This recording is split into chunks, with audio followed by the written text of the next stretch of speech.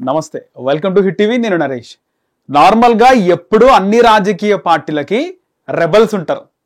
చాలా పార్టీలకు మనం చూసినాం, పార్టీలో ఉంటూ రెబల్స్ ఉంటారు. ఇది ఉమ్మడి రాష్ట్రంలో ఎక్కువ ఉండే. టీడీపీ రెబల్ నాయకులు చాలా మంది ఉండే, కాంగ్రెస్ పార్టీ రెబల్ నాయకులు చాలా మంది ఉండే. కాంగ్రెస్ పార్టీ అధికారంలో ఉన్నప్పుడు టీడీపీ నుంచే రెబల్గా ఉన్న కొంతమంది కాంగ్రెస్ పార్టీకి, అప్పుడున్నటువంటి వైఎస్ రాజశేఖర రెడ్డికి దగ్గరగా ఉండే. ఇప్పుడు తెలంగాణ రాష్ట్రంలో ప్రధాన పార్టీలకు ఈ రెబల్ల బెడద ఎక్కువైపోయింది. వీళ్ళు రెబల్ల పేరు మీద లేకపోయినా పార్టీ మీద తిరుగుబాటు బావుట ఎగురవేస్తున్నారు, పార్టీకి యాంటీగా వ్యతిరేకంగా కార్యక్రమాలు చేస్తున్నారు. బీఆర్ఎస్కి తలలో సామెత కూడా సరిగ్గా గుర్తులేదు. బీఆర్ఎస్కి ఎప్పటికప్పుడు సొంత పార్టీలోనే శత్రుగా ఉంది. బీఆర్ఎస్ పార్టీ నుంచి రీసెంట్గా జన జాగృతి నుంచి ఆమె కవిత ఒక రెబల్గానే ఉంది బీఆర్ఎస్కి. మరోవైపు కాంగ్రెస్ పార్టీలోనే ఉంటూ కాంగ్రెస్ పార్టీకి వ్యతిరేకంగా ఎప్పటికప్పుడు స్టేట్మెంట్లు ఇస్తున్నాడు రాజగోపాల్ రెడ్డి. మరోవైపు బీజేపీకి రాజీనామా చేసిండు రాజాసింగ్, కానీ బీజేపీ రెబల్గా ఉండు. అంటే పార్టీ నుంచి ఎదిగి పార్టీ నుంచి ఒక ఫేమ్ తెచ్చుకొని, కానీ పార్టీకి వ్యతిరేకంగా కార్యక్రమాలు, వ్యతిరేకంగా ముఖ్యంగా మాట్లాడడం, కార్యక్రమాలు పక్క పెడితే ముఖ్యంగా వాళ్ళు ఏదైతే పార్టీకి వ్యతిరేకంగా మాట్లాడతారో అది బాగా వైరల్ అవుతుంది. రాజగోపాల్ రెడ్డి రీసెంట్ టైమ్స్లో 2-3 సార్లు ముఖ్యమంత్రి రేవంత్ రెడ్డికి వ్యతిరేకంగా మాట్లాడినాడు. నువ్వు నల్లమల్ల బిడ్డ మళ్ళా ముఖ్యమంత్రి ఎట్లా అవుతావు, ఇది కాంగ్రెస్ పార్టీ, నీ సొంత డెసిషన్ ఏమి ఉండదు అని చెప్పేసి రాజగోపాల్ రెడ్డి ఫైర్ అయ్యిండు. దీనికి సంబంధించినటువంటి వార్త చూద్దాం. 3 పార్టీలకు 3 సంచలన ఆరోపణలతో ఎప్పటికప్పుడు ట్రెండింగ్లోకి, తమకు అన్యాయం జరుగుతుందంటూ బహిరంగ ప్రకటనలు. బీఆర్ఎస్ను ఇరుకున పెడుతున్న కల్వకుంట్ల కవిత, కాంగ్రెస్లో సెగరేపుతున్న కోమటిరెడ్డి రాజగోపాల్ రెడ్డి, బీజేపీకి రాజీనామా చేసిన పార్టీ సీనియర్లే టార్గెట్గా రాజాసింగ్ బాణాలు. రాజాసింగ్ పార్టీకి రాజీనామా చేసిన పార్టీ సీనియర్లకు, ముఖ్యంగా రామచంద్రరావు, మన అధ్యక్షుడు అయిన రామచంద్రరావుకి టార్గెట్ వేసిండు. ఒక సవాల్ విసిరిండు. ముందు అదేదో మల్కం చెరువు ఉందో ఆ చెరువు సంగతి ఏంది, ఫాతిమా కాలేజ్ పరిస్థితి ఏంది, దాని గురించి మీరు మాట్లాడండి అని చెప్పి ఒక పెద్ద గట్టి సవాలే ఇవ్వడం జరిగింది. దీనికి సంబంధించి రాష్ట్ర రాజకీయాల్లో 3 ప్రధాన పార్టీల్లో 3 ముఖ్య నేతలు తీరు హాట్ టాపిక్ గా మారింది. పార్టీలో తమకు సరైన గుర్తింపు లేదని, అన్యాయం జరుగుతుందని బహిరంగంగానే కామెంట్స్ చేస్తున్నారు. వారి తీరుతో పార్టీలో ఇబ్బందికర పరిస్థితి నెలకొంది.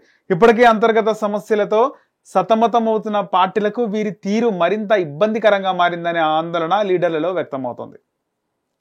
కేటీఆర్ టార్గెట్ గా కవిత, మన రాఖీ కూడా కట్టలే కేటీఆర్కి.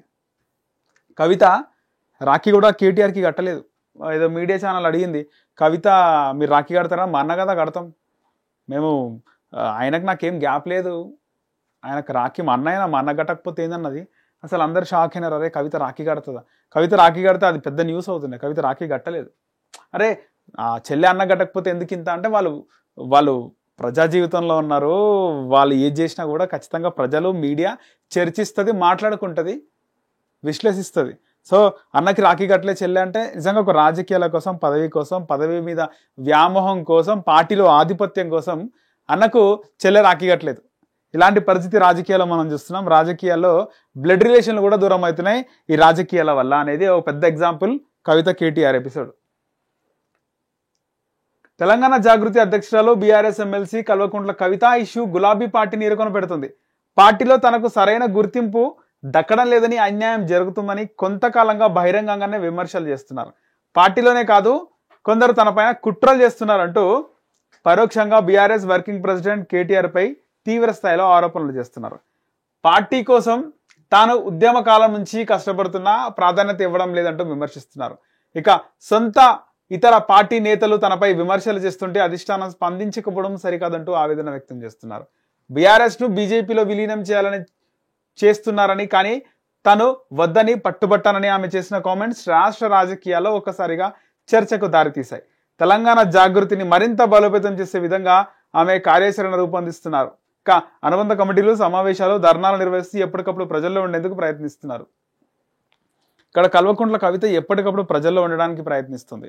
ప్రతిరోజు మీడియా సమావేశమో, ఏదైనా జిల్లా పర్యటన, ఎక్కడికక్కడ ఏదో ఒకటి చేసుకుంటూ ఆమె బిజీగా గడుపుతుంది. అంటే ప్రతిరోజు రాజకీయాల్లో ఉండాలి, యాక్టివ్గా ఉండాలి, ట్రెండింగ్లో ఉండాలని.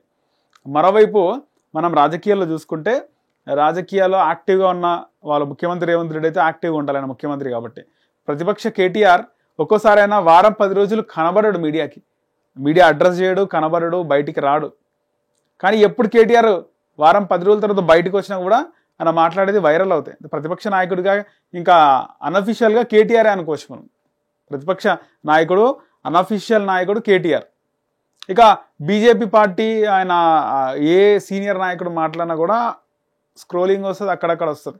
కానీ కవిత ఏం మాట్లాడినా వైరల్ అవుతుంది. సో కవిత ఖచ్చితంగా ట్రెండింగ్లో అంటే రోజు వార్తల్లో నిలుస్తుంది ఎప్పటికప్పుడు. కొన్నిసార్లు రాజకీయాల్లో ఎప్పటికప్పుడు రోజు వార్తల్లో నిలిచినా లేదా రోజు ఏదో ఒక కార్యక్రమం చేసినా కూడా రోజు చేస్తుంటారా అంటే ఈమె రోజు ఎందుకు చేస్తుంది, పబ్లిక్లో ఉండాలని చేస్తుంది అనే ఒక స్టేట్మెంట్ కానీ లేకపోతే ఒక ప్రచారం ప్రజల్లో ఉంటుంది. సో కవిత ప్రజెంట్ అయితే యాక్టివ్గానే ఉంది రాష్ట్ర రాజకీయాల్లో. కవిత మహిళా నాయకురాలు కాబట్టి ఖచ్చితంగా కవితకి సపరేట్ ఉన్నది, ఒక బేస్ అనేది ఉంది. దీనికి సంబంధించి రాజాసింగ్ బీజేపీని ఇరుకున పెడుతుంటే కవిత ఆల్రెడీ ఇరుకున పెట్టేసింది. కానీ చాలామంది బీఆర్ఎస్కి సంబంధించిన వాళ్ళు ఏమంటారంటే కవిత పార్టీలో లేదు, ఆమెను సస్పెండ్ చేసినట్టే, ఆమె పార్టీలో లేదు, ఇంకా ఆమె పార్టీ కండవా కప్పుకోదు, పార్టీలోకి రాదు, ఆమె పార్టీకి ఆమెకి రామ్ రామ్ అని చెప్పేసి బీఆర్ఎస్ నాయకులు, కీలక నాయకులు కొంతమంది మాట్లాడడం కూడా జరిగింది. సో మైక్ ముందు మాట్లాడరు కదా, వాళ్ళ ఇంటర్నల్గా వాళ్ళు మాట్లాడుకుంటున్న మాటలు అవి. సో ఇంకోటి చివరిగా రాజగోపాల్ రెడ్డి, కోమటిరెడ్డి రాజగోపాల్ రెడ్డికి మంత్రి పదవి ఇవ్వాలంటే ఇక్కడ కుల ఈక్వేషన్ వస్తుంది. ఇప్పటికే చాలామంది రెడ్డిలు ఉన్నారు. మన మల్రెడ్డి రంగారెడ్డి ఆయన కూడా గట్టిగానే అడిగింది, ఇవ్వలేదు. సో రెడ్డి మంత్రులు ఎక్కువైపోయినారు, ఇవ్వడం కష్టం అని చెప్పేసి. సో రాజగోపాల్ రెడ్డికి ఇప్పట్లో మంత్రి పదవి అయితే లేనట్టే. ఎంతున్నా కూడా పార్టీ మీద కొట్లాడాలి, పార్టీకి రేవంత్ రెడ్డికి అగేన్స్ట్గా మాట్లాడాలి. ఎన్నికల వరకు ఇవే జరుగుతాయి. అసమ్మతి సెగ అనేది ఉంటుంది. మరోవైపు తన అన్న రాజగోపాల్ రెడ్డి సొంత అన్న కోమటిరెడ్డి వెంకటరెడ్డి మొన్న ఏమంటాడు, ఒక కార్యాలయం ఓపెన్ చేసి పూజ చేయించాము, మీరు మరోసారి ముఖ్యమంత్రి కావాలి అంటే ఇంకో దఫా ముఖ్యమంత్రి కావాలని పూజలు చేసినాం. అంటే నెక్స్ట్ టైం కాంగ్రెస్ గెలిస్తే మళ్ళీ నువ్వే ముఖ్యమంత్రివి, మేము ఇక నీ వెనకలనే ఉంటాము అనే మెసేజ్ కోమటిరెడ్డి వెంకటరెడ్డి ఇవ్వడం జరిగింది. సో ఇది తమ్ముడికి అన్నకు గ్యాప్ ఉందా, తమ్ముడిని ఒక డైలమాలో పడేసే ఈ యొక్క పరిణామం అయితే రాజగోపాల్ రెడ్డిని డైలమాలో పడేసింది. మళ్ళీ అన్నదమ్ములు భవిష్యత్తులో ఒకటవుతారా, రేవంత్ రెడ్డిని టార్గెట్ పెడతారా, అసలు కాంగ్రెస్ ప్రభుత్వం వస్తుందా చూడాలి. మరి మీరేమనుకుంటారో కింద కామెంట్ సెక్షన్ లో కామెంట్ చేయండి. అలాగే మన ఛానల్ ని సబ్స్క్రైబ్ చేసుకోండి. హిట్ టీవీ యాప్, ఇందులో short news, live news, entertainment shows, movies, digital magazines తో పాటు మీ జిల్లా వార్తలను కూడా ఫ్రీగా చూడొచ్చు. ఇంకెందుకు ఆలస్యం, వెంటనే హిట్ టీవీ యాప్ ని డౌన్లోడ్ చేసుకుని ఫ్రీగా ఎంటర్టైన్మెంట్ పొందండి. Hit TV app, hit TV app, please download hit TV app. Hit TV app ని ఫ్రీగా డౌన్లోడ్ చేసుకుని ఎంజాయ్ చేయండి. మీకు నచ్చిన ఎంటర్టైన్మెంట్ కోసం హిట్ టీవీ యాప్ ని ఫ్రీగా డౌన్లోడ్ చేసుకుని ఎంజాయ్ చేయండి. హిట్ టీవీ యాప్ ని డౌన్లోడ్ చేసుకుని ఆస్వాదించండి, ఆశీర్వదించండి. ఇంతమంది సెలబ్రిటీలు హిట్ టీవీ యాప్ ని డౌన్లోడ్ చేసుకోండి అని చెప్తున్నారంటే ఎంత మంచి యాప్ ఆలోచించండి. అమెరికా అమెరికాలో చదవాలనుకునే వాళ్ళకి విశ్వసనీయమైన పేరు మన శౌర్య కన్సల్టెన్సీ. UK లో 1 year masters, UK లో 1 year masters, 2 years work permit up to 5 years visa. Contact Saurya Consultancy. Contact 89851 89851.